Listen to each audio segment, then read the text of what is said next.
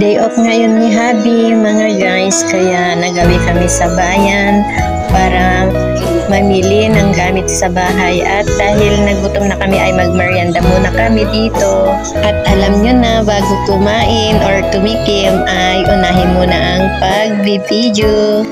At ito rin ang isang binili namin. Bumili kami ng linoleum mga guys at mga flowers para naman meron tayong display ganon sa bahay. At ayan, nandito pa din kami ni Habi mga guys dahil nagpapayard kami ng linoleum para sa aming sahig. Lalagyan namin kasi pag-December na at malamig na, kaya kailangan maglagay kami ng linoleum mga guys. Marami rin kaming ibang binili dito. At ayan,